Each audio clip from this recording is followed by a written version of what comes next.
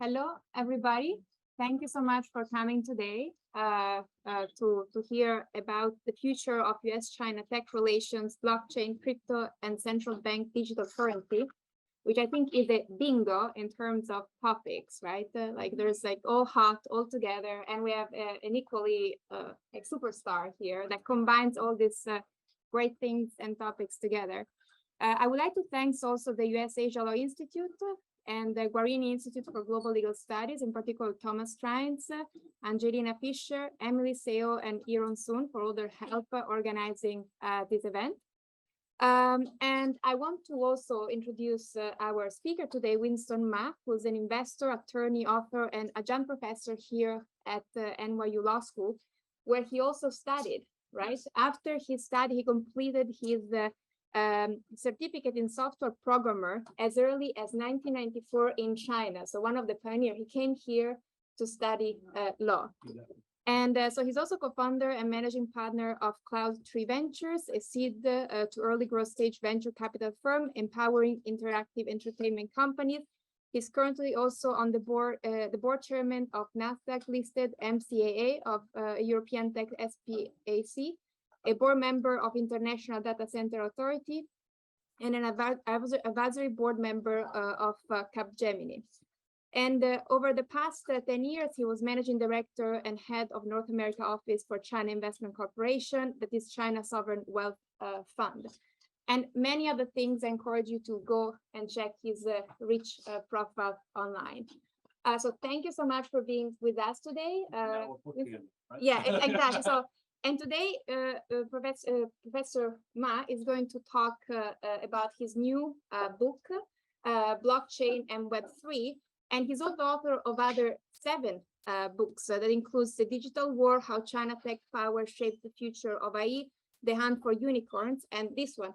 But he's also the author of one of the chapters of the China Questions 2 that I co-edited that discuss critical insights into US-China relations, and has 50 authors, 15 like leading scholars discussing this very complex relationship. But I want to leave the floor to Winston, and that will present us his book. He'll give a short presentation. Sure. Yeah, that keep it short. Yeah, thanks very much. I'm glad that lunch was still provided after the room change. I studied here before. Otherwise, I think people will be very disappointed. But today we talk about the U.S.-China tech relation, right? It's mostly about the tech race of the two main innovation centers in the world. Right? But at the same time, these are the two most important markets, right? So even though we talk about this tech war, actually it's in one of my books, right? But I think we still should focus on the U.S.-China synergies, right? Because in my case, the last 20 years, I'm a huge beneficiary of U.S.-China synergies.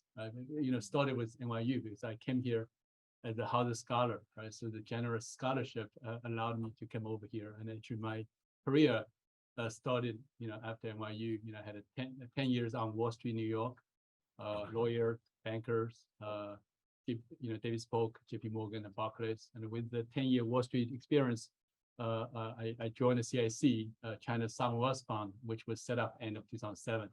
So I became the first group of overseas hires of U.S. educated Chinese, right, to manage the sovereign fund of China. It started with $200 billion at that time, and now it's like $1 trillion institution. For the 10 years at CIC, I made global investments with lots of focus in the U.S. markets. In fact, 4 years out of 10, I was head of North America for CIC North America office. It was in Toronto, Canada. Certainly that was a huge disappointment for me because I'm very much a New Yorker, right? But out of Toronto, I was covering North America markets, including setting up a vehicle in Silicon Valley to get into mobile internet very early. So that sort of gave me the window into the recent tech revolution. Started with mobile internet, maybe 10 years ago. And now get into data technologies, right? Like AI, blockchain, cloud, right? these are the data technologies in more recent years. Right? So these are the areas that I'm focusing on. Again, right, US, China, the two largest markets, even though they have this tech race, we still hope there will be synergies, because that's, I have been beneficiary of that, and I still hope that the synergies can still be there. So that's a very important context for today's chat. So let's just focus on the Web3 metaverse, right? Because this is kind of the frontier of the future of internet. You can think about this, these two terms are sometimes confusing. And in fact, the industry doesn't have a clear definition, right? But you could say that Web3 has more of a linkage to decentralization, right? Or the individual ownership of the internet, right? So that's what the crypto communities people are promoting. There's a Web3 concept, right? And the metaverse is kind of another direction of the future internet. That's like Facebook changes name into Meta to show that it wants to get into this three-dimensional, interactive, and immersive digital experience for users, right? But of course, there are convergence of these two directions. The best example is gaming, right? So gaming on one hand, you have immersive experiences for users like Roblox, Unity. Right? Actually, when I was at CSE, I invested in Unity. It started as like a 3D gaming engine, right? But now it becomes a 3D applications for broad industries like construction, healthcare, etc. Right? So on one hand, it has three-dimensional immersive digital experience. At the same time, right, gaming now includes gaming tokens, and it gets into in-game digital assets, NFT, stuff like that, right? So those things become more like a Web3 type of components, right? So in gaming, for example, you see these two directions converge. Now the main book, I focused on the rising dynamics of Web3 metaverse, because a lot of people think, when they think about crypto, they think about Bitcoin, right? That's the only thing they heard the most. But today, actually, you have a wide array of cryptocurrencies, right? You have Bitcoin, and then you have Ethereum, right? And then you have a lot more tokens, right? So even the cryptocurrency bucket, right? It becomes much more dynamic. And from there, you get into DeFi, the decentralized finance, right? Even within the Bitcoin community or crypto community, DeFi is a small community, right? But there's a lot of innovation in that area. And then you also have NFT, which is the term of the year 2021. Of course, it may feel like a long time ago, but last year, right, that was the term of crypto 2021. And of course, the gaming tokens, that's the early signs of the convergence, the interplay between crypto communities and the mobile internet users, which is much larger, right? So when you have these two parts converging, actually, you see the potential of crypto going into mainstream. But we focus on US-China. So we talk about this Web3 metaverse in the context of US-China tech race. And simply put, right, the two markets are going into very different directions. Now, the US side is very much market driven. Actually, with the recent FTX bankruptcy, you may even argue there's a lack of regulation. On the China side, maybe there's overzealous on regulation, but the government sets innovation target, and the government pushes it, right?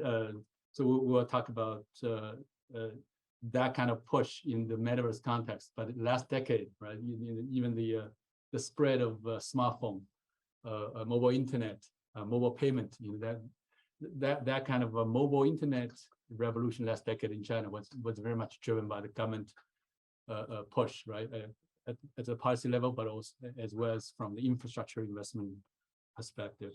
So, but when you get to the end of this discussion, you will find actually the two parts are very much approached. Actually, it's the US side is moving. China sticks to its industry policy, but the US is kind of going that direction as well. We'll find out soon. So very quickly, blockchain, right? It's a kind of hyped, but not fully proven technology. Yeah, but in 2019, Chinese leadership declared that this is a critical technology, and that China will increase R&D in this area. So it'll become a kind of a government push for blockchain application, right? So you may keep hear about the China's crypto regulation, but in terms of blockchain application, right? If any country blockchain is mainstream, that country is China. But at the same time, there's a crypto regulation. Maybe the other extremes of the spectrum, right? Because for crypto mining, trading, and the transaction, it's an outright ban, complete ban. So you cannot have anything, right? And if you put this into context, you will realize how decisive the government has been, right or wrongly. Because before this crackdown last year, China used to account for 70%, 70, of global hash rate for crypto mining. And China was the number one for crypto mining equipment, right? Because it's a made in China type of stuff. So like the top 3-4 mining rig manufacturers, they're all in China. Some of, most of them listed in NASDAQ. And before that, before the 2021 crackdown, China was the largest crypto trading market too. Even today, when you look around, you go to Telegram, you go to Discord. You used to be a lot on WeChat too, yeah. But because of a crackdown, right? Most of them moved to Telegram. When you go to Telegram, you will still find a lot of those trading groups are originated by Chinese guys. So with that kind of context, right, you can see this kind of really drastic approach taken by the government, right? On one hand, they don't want to see this crypto mining, energy consumption, or market manipulation, or financial system stability, all these considerations, right? So because of that, even though we have the largest market share in the world, we're going to cut it off, right?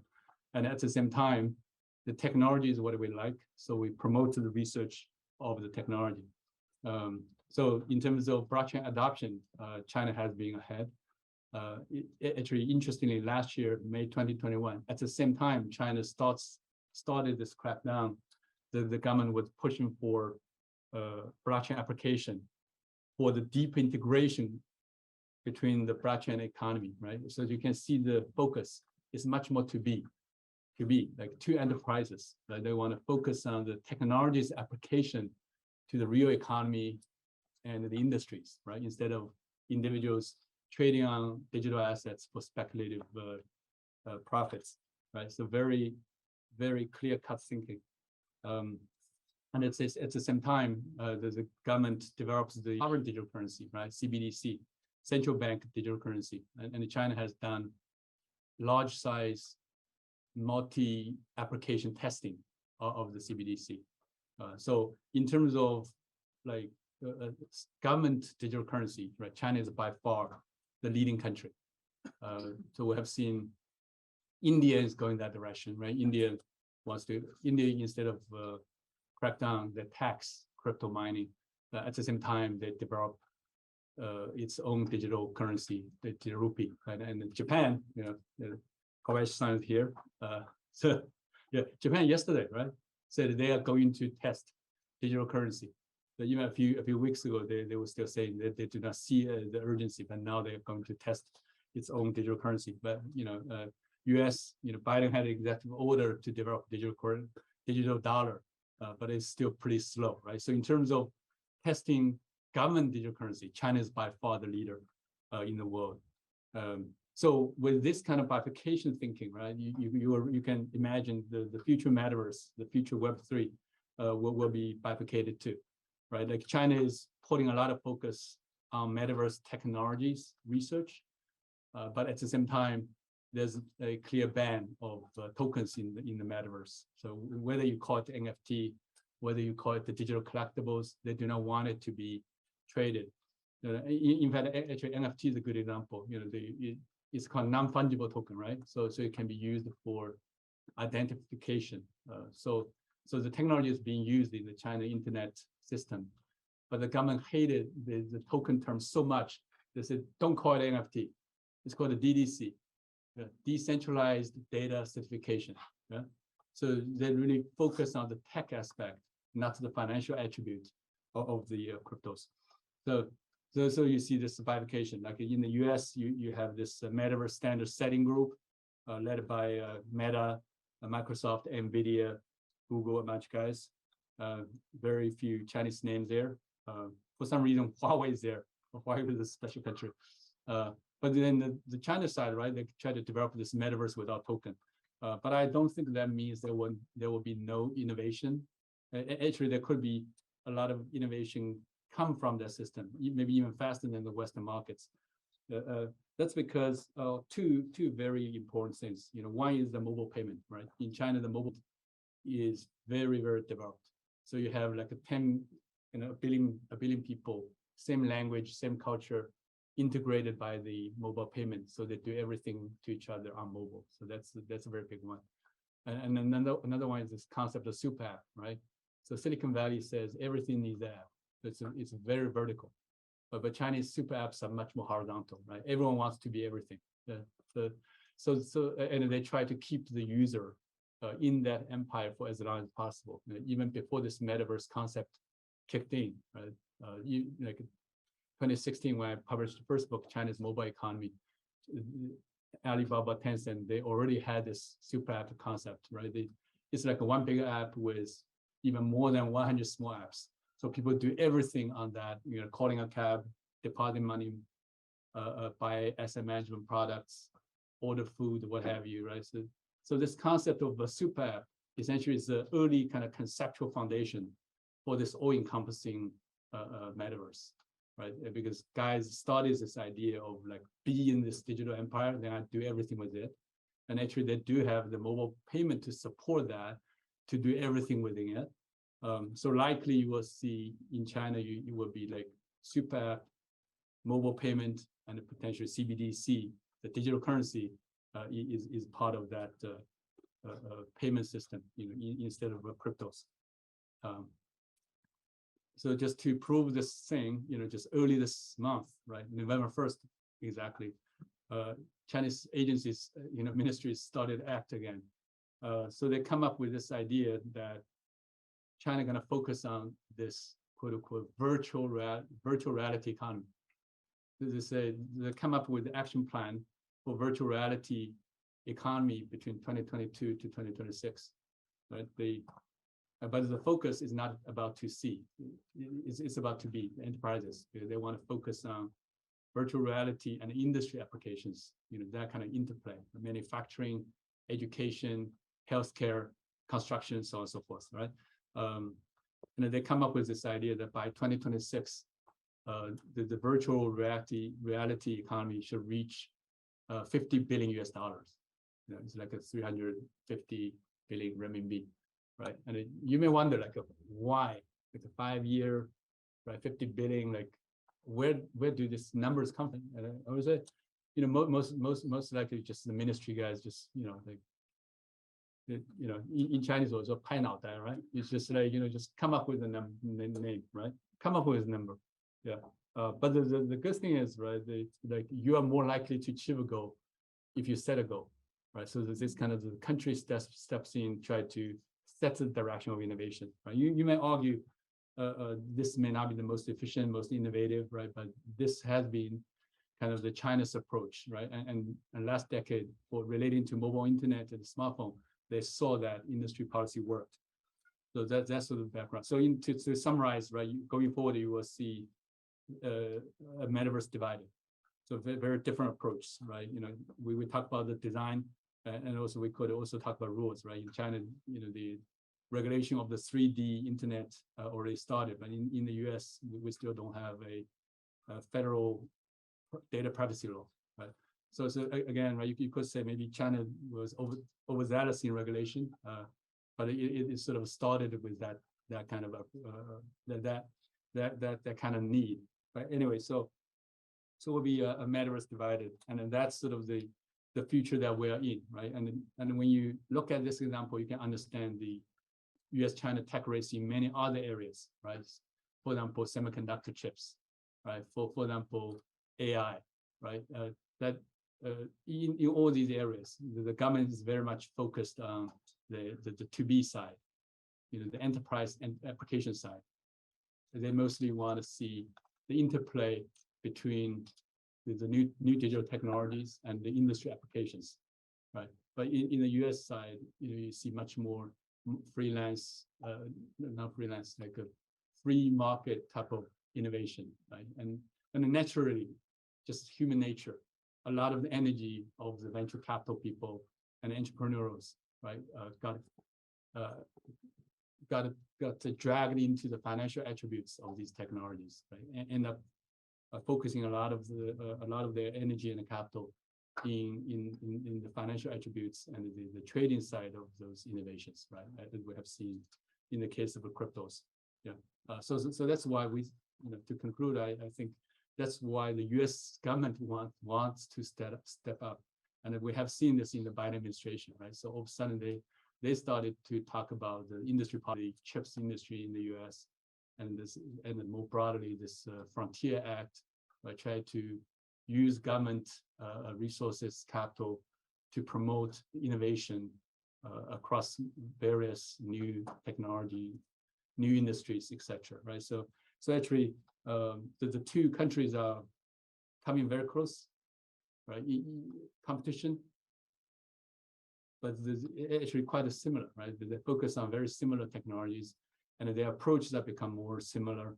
And going forward, we will see a lot more kind of head-to-head competition going forward. So I can conclude with my 3 books, right? The Hunt for Unicorns talk about the sovereign funds, government capital become the new VC. Right? Actually, that's the textbook I used for my adjunct professor class here in my law school about sovereign funds.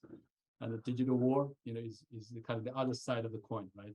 The governments are also stepping up their activities to regulate and limit other countries' tech investments and the tech competition. And the blockchain and Web3, is kind of the future of internet, and that's the frontier of the US-China tech race. So stop here and turn back to Adele. Yeah. So thank you so much for this very comprehensive overview, and that was able to simplify quite complex and daunting concepts, I think, for a very clear presentation. And I want to ask you about data regulation, because the data has become the new oil of the digital economy. And I think more and more, also from your book, it emerged as fundamental for the metaverse. How data is regulated? Like, what is the US versus China, right, in terms of data regulations? Are there like also convergences in that regard? So the first question. Yeah, actually fascinating, because the concept of data sovereignty, right, has different meanings in different jurisdictions. So data sovereignty, in Europe, GDPR, put a lot of focus on individuals' control of their data. Right? So they limit anyone's touch of personal data. That includes the big tech companies. That also includes the government, right? So that's the data sovereignty concept in Europe. But in China, right, the data sovereignty concept is more related to data security law, right? So the government have access to data in the context of national security or data localization rules, right? Because of data sovereignty, the data must be kept within the border of the sovereign state, right? That's more of the China side of the thinking. So in terms of the actual laws, right, this also leads to China very actively developed this data-related regulation, a huge framework. It started with like cybersecurity law, right? Then you have a civil law, incorporating all the data-related concepts, and then you have more specific laws. Like 2 years ago, the data security law, which is different from the cybersecurity law. Data security law, which has implications for them relating to, for example, Chinese companies' U.S. listing, right? Data security law, and then Personal Information Protection Act, right? That's about personal kind of privacy, data privacy, but most importantly, it's about the balance between individuals and large corporations, right? Personal Information Protection Act. And now the latest one, I think is also interesting, is about the data's implication in unfair competition, antitrust, right? And obviously antitrust, but the latest one is unfair competition. They try to limit platforms using algorithm, using data to gain competitive advantage, right? So in terms of like data regulation, right? China's regulatory framework is more comprehensive. It's hard to believe, but it's that's sort of happening. But but that framework, right, is mostly about the balance between individuals and big tech companies. Right? So you could say maybe the GDPR type of thing, or the US, which is closer to GDPR, right, focuses more on the balance between individual users and their data versus the government. Right? So that's quite a difference. Thank you. And then another question about privacy. Yeah. And like in the crypto users' bills of rights that you also reproduce in your book, it says that privacy is considered as a human right. And then I also like that what you say about privacy and antitrust that are intertwined. So can you tell us more about privacy and antitrust being intertwined, and also the approach of US and China vis-a-vis privacy? Is it a human rights in US or China? Naturally, devil's in the details, right? So in the Chinese civil law, right, personal data is part of this part of personality right, right? Personality right, but it is more viewed as something that has economic interest, right? So there's a balance there, like. For example, like a person cannot unreasonably withheld the business, the data, in the context of transactions or something. So in that kind of context, right, it's to me, some part of that data may be related to kind of human rights, but also a part of the data rights is about the right to be compensated. And maybe that's consistent with the concept of the data as new oil, right? You can always buy oil. Thank you. So I have other questions, but I would like to open the floor for questions.